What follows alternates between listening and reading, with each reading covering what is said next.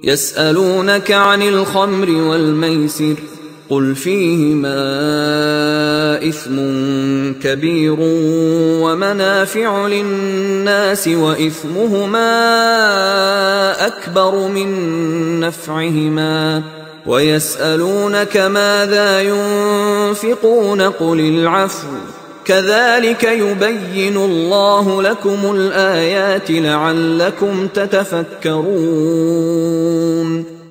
یسألونک عن الخمر والمیسر، اب دیکھیے یہاں سے شریعت کا جو بلو پرنٹ اب تیار ہونا شروع ہوا۔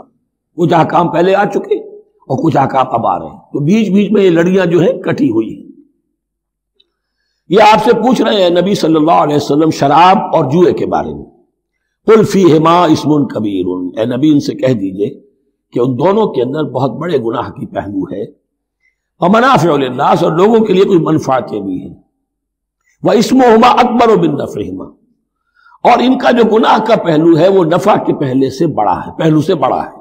بس یعنی اشارہ کر دیا کہ چھوڑ دو اس کو، اب تمہاری عقل سلیم کے حوالے معاملہ ہے، حقیقت تم پر کھول دی گئی، یہ ابتدائی حکم ہے لیکن حکم کے پیرائے میں نہیں، بس یہ ہے کہ کچھ فائدے بھی ہیں۔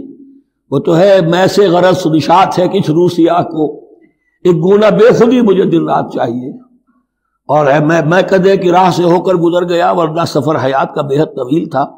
یہ حکمت سمجھ لیجئے کہ جوئے میں اور میسر میں کیا چیز مشترک ہے کہ دونوں کو جمع کیا گیا۔ شراب میں بھی انسان حقائق سے اپنے آپ کو منقطع کرتا ہے اور محنت سے جی چراتا ہے، He doesn't want to see the facts، مواجہہ کرنے کو تیار نہیں، فیس کرنے کو تیار نہیں ہے bitter facts of life کو، تو میں ایک گونا بے خودی مجھے دن رات چاہیے۔ اور جوا بھی محنت کی نفی ہے، چانس، داؤ لگاؤ۔ ایک ہے محنت سے ایک آدمی کما رہا ہے، مشقت کر رہا ہے، کھوکھا ہے یا کوئی چھابڑی لے کے جا رہا ہے یا کچھ اور کام ریڑھی چلا رہا ہے، وہ اپنی کوئی کمائی کر رہا ہے، اور ایک یہ داؤ لگاؤ، داؤ سے کمانا، چانس پر کمانا، یہ بھی محنت کی نفی۔ تو یہ دونوں کے اندر اصل میں علت ایک ہی ہے۔ یسألونک عن الخمر والمیسر قل فیہما اسم کبیر ومنافع للناس واسمہما اکبر من نفعہما ویسألونک ماذا ينفقون قل العفو، اور یہ پوچھتے ہیں کتنا خرچ کریں، انفقوا انفقوا انفقوا وانفقوا فی سبیل اللہ ولا تلقوا بایدیکم الی التہلکہ، یہ آیت پر کل پڑھ چکے ہیں۔ اپنے آپ کو اپنے ہاتھوں ہلاکت میں نہ ڈھونکو، کتنا خرچ کرے، کچھ ہمیں مقدار بھی بتا دی جائے۔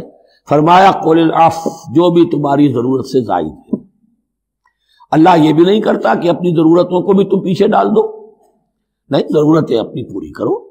پھر جو اب تمہارے پاس ہے، اب یہ سمجھیے کہ جو ایک کمیونسٹ فلسفی ہے اس میں بھی ایک اصطلاح سرپلس ویلیو، ایک سرپلس ویلیو یہ ہے عفو، جو تمہاری ضروریات سے زائد ہے، یہ سرپلس ویلیو ہے، یہ اللہ کی راہ میں دے۔